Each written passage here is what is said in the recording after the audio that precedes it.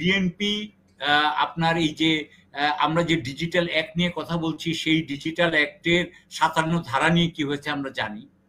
আমরা এই আপনার ক্লিন হার্ট নিয়ে জানি, র্যাব নিয়ে জানি, এগুলো কোনো শেষ নাই। ওনারা পুলিশকে উনাদের পিছনে যখন পুলিশ লাগবে বা দুদক উনাদের পিছনে লাগতে পারে, সেই ব্যবস্থা রাখতে হবে, কিন্তু সেইটা উনাদের political economy will not allow. এটা হচ্ছে আসল বিষয়। দুদকের চেয়ারম্যান যাচ্ছে, উনি আলাপ করুক, টিউলিপের সাথে অ্যাকচুয়ালি দুদকের চেয়ারম্যানের সাথে আলাপ করুক, এটা হওয়া উচিত। এখন টিউলিপের কোন মন্ত্রীর কোনো মর্যাদা নাই। শি ইজ এ জাস্ট মানে কি এমপি নাকি, শি ইজ এন এমপি। বছর আমরা ৫৪ বছর আমার জনগণের পক্ষে কথা বলতেই হবে। আমি রাজনৈতিক দলের কোনো সদস্য নই। ৫৪ বছরে আপনি শুনতে পাচ্ছেন সালাম ভাই? আমি জাস্ট মাইক্রোফোনটা মিউট করে রেখেছি। আচ্ছা, গত ৫৪ বছরে কোন রাজনৈতিক দল অবাধ এবং সুষ্ঠু নির্বাচনে পুনর্নির্বাচিত হয় নাই, এবং এইটা কিন্তু আমাদের প্রত্যেকটা দলের মধ্যেই চিন্তাটা করা উচিত, বিএনপির করা উচিত। কেন হয় নাই? কারণ হচ্ছে যে আমাদের দলগুলা বড় বড় দল, আওয়ামী লীগ, বিএনপি, তাদের যে পলিটিক্যাল ইকোনমি, অর্থাৎ তাদের যে গ্রাসরুট, তাদের যে নেতাকর্মী, তারা কিন্তু দুর্নীতি ছাড়া চলতে পারবেন না। বিশেষ তাদের জীবিকা নির্বাহের জন্য দুর্নীতি করতেই হয়। সুতরাং এখন যখন গণতন্ত্র হবে, তখন বিএনপির নেতা কর্মীরা দুর্নীতি করবেন না, এই ব্যাপারে কোনো নিশ্চয়তা নাই, বরং ইতিহাস আমাদেরকে বলে যে ওনারা করবেন। এক। দ্বিতীয় কথা বলি, বাংলাদেশের আমলাতন্ত্র, আমি এবং মুস্তাফিজ আমরা তো দুই আমলাতন্ত্র থেকে আসছি। আমলাতন্ত্র আমরা চিনি, গত ১৫ বছরে যে আমলাতন্ত্র ছিল সেই আমলাতন্ত্রই মোটামুটি আছে। এই আমলাতন্ত্র নতুন যেই দল আসবে ক্ষমতাসীন হয়ে নির্বাচনে, তাকে বলবে যে আমরা আপনাকে একটা সার্ভেলেন্স স্টেট বানাই দিব।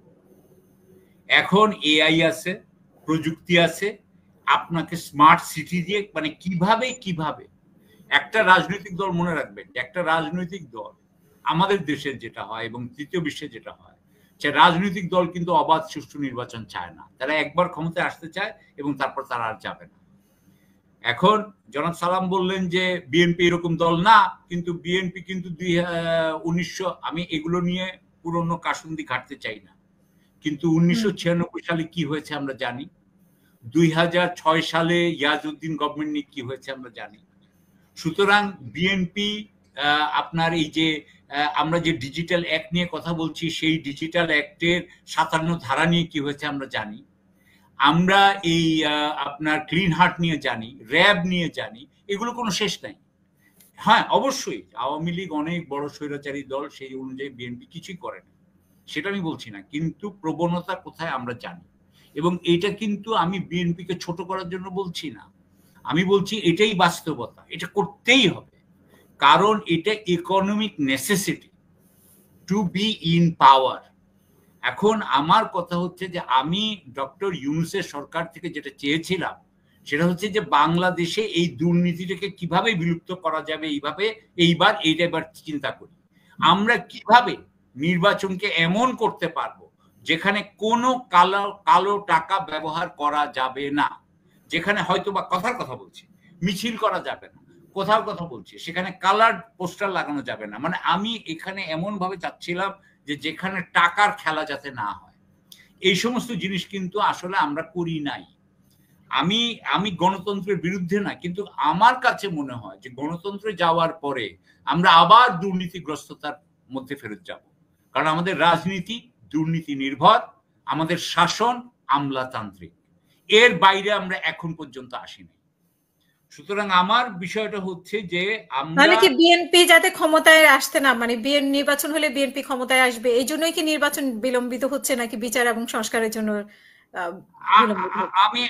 আমি যদি সত্যিকার অর্থে বলতে চাই, বিএনপি আসুক, আমি চাই সত্যি কথা, কিন্তু বিএনপি আসতে হবে অনেস্টলি, বিএনপি অনেস্টলি থাকবে।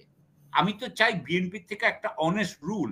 এই যে একটু আগে সালাম সাহেব বললেন যে রুল অফ ল, আমি বলতে চাই যে বাংলাদেশের দলগুলার পলিটিক্যাল ইকোনমির কারণে কোনো মতেই রুল অফ ল হতে পারবে না, কোনো মতেই হতে পারবে না। Let's have a debate on that. হতে পারবে না, এটা সম্ভব না। সুতরাং আমার কথা হচ্ছে, আমি তো রুল অফ ল চাচ্ছি। আমি কি গণতান্ত্রিক শাসন চাই না? অবশ্যই চাই। বাংলার জনগণ ঠিক করবে যে কে আমাদের শাসন করবে, এর থেকে ভালো কি হইতে পারে। কিন্তু আমার কথা হচ্ছে, আমি ওইভাবে চাই যে যখন ওনারা ক্ষমতায় এসে এই দুর্নীতি করতে পারবেন না, অর্থাৎ পুলিশ, বিচার বিভাগ সম্পূর্ণ স্বায়ত্তশাসিত হইতে হবে, যাতে উনারা পুলিশকে উনাদের পিছনে যখন পুলিশ লাগবে বা দুদক উনাদের পিছনে লাগতে পারে সেই ব্যবস্থা রাখতে হবে। কিন্তু সেইটা উনাদের political economy will not allow. এটা হচ্ছে আসল বিষয়, এটা হচ্ছে আসল বিষয়। কারণ দুর্নীতি যদি আমরা সরাইতে পারি, তাহলে বাংলাদেশের উন্নতি কেউ অগ্রগতি কেউ ঠেকাইতে পারবে না, কেউ পারবে না।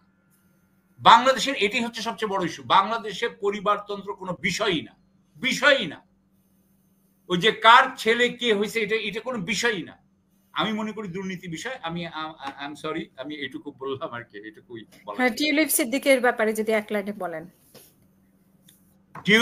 টিউলিপ সিদ্দিকির সাথে মিটিং হবে কি হবে না, that is not actually to me, it is না, উনি মানে শেখ হাসিনার পরিবারের সদস্য হিসেবে না, উনি একজন ব্রিটিশ নাগরিক হিসেবে, ব্রিটিশ সাবেক মন্ত্রী হিসেবে উনি যে চিঠিটা লিখেছেন সেটা মানে উনি আসলে, আমরা কি কলোনিয়াল সাবজেক্ট?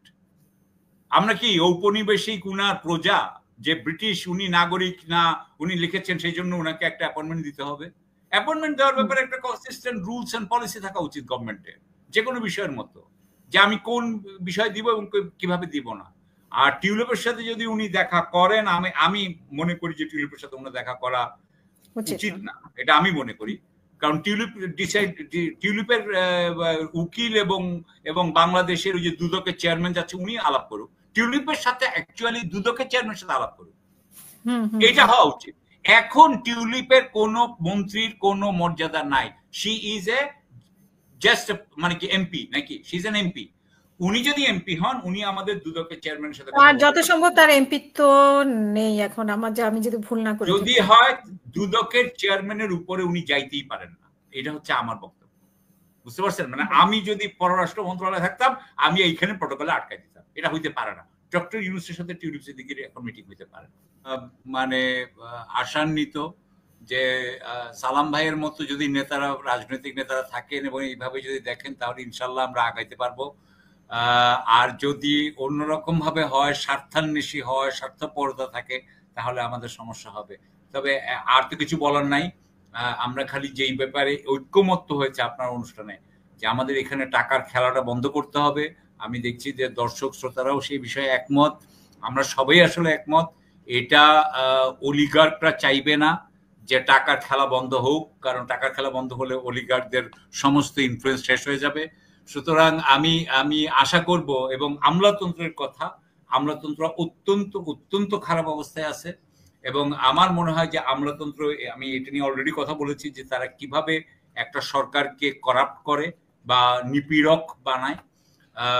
এগেইন, আমি আমলাতন্ত্র কাউকে ব্যক্তিগতভাবে অ্যাটাক করছি না, এটা হলো গিয়ে তাদের প্রবণতা, ধর্ম। তো আশা করি আমরা এই ধরনের ঐক্যমত্য যদি হয়, যে আমরা টাকার খেলাটা বন্ধ করতে পারি, এই ব্যাপারে যদি বিএনপির সাথে এবং অন্যান্য রাজনৈতিক দলের সাথে যদি ঐক্যমত্য হয়, তাহলে আমার মনে হয় আমরা একটা বিশাল অগ্রগতি সাধিত হবে। ধন্যবাদ, অসংখ্য ধন্যবাদ।